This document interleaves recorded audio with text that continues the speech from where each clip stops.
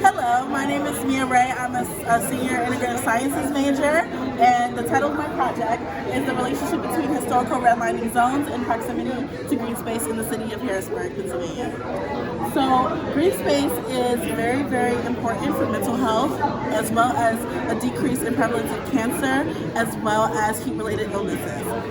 So, what I was looking at was redlining, which was a discriminatory practice in the 1930s that denied home and business loans to African Americans, poor families, and immigrant families. And this allowed for the unprecedented development of highways, industrial buildings, streets, you name it, and which caused a decrease in the amount of vegetation available in these areas. And so my project looked at the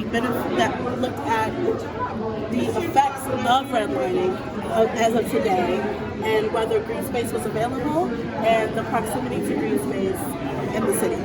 And according to the CDC, residents should be at least 0.5 miles within green space, which is walking distance, so a 10-minute walk, and it should be available. And so to study this, we took a city boundary, as well as we overlaid some redlining districts from this map over here as well, and we did a Euclidean distance layer to study the relationship between green space proximity and redlining areas.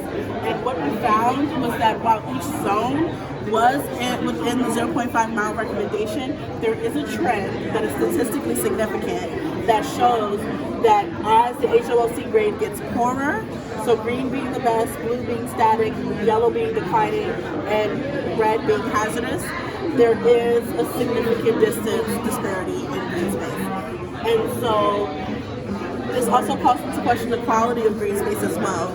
So if you could look at this map over here, Italian Lake Park is in your green and blue areas, and then 4th and Emerald Park is in your red and yellow areas.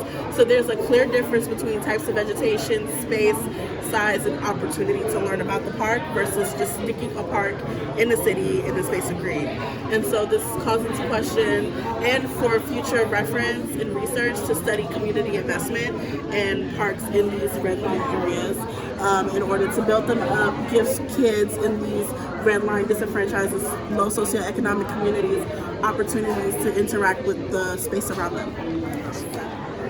All right. So this research is important to me in my career because I am looking to go into the public health sector, and my interest is mainly focused on environmental health, especially epigenetics, and how the environment can affect us on a molecular level. And so looking at redline districts and understanding the environmental constraints that these communities are exposed to because of racist practices and policy is important to understand a lot about the health of our communities, as well as the health of poor and disenfranchised people who lack access to things that could help them, such as green space.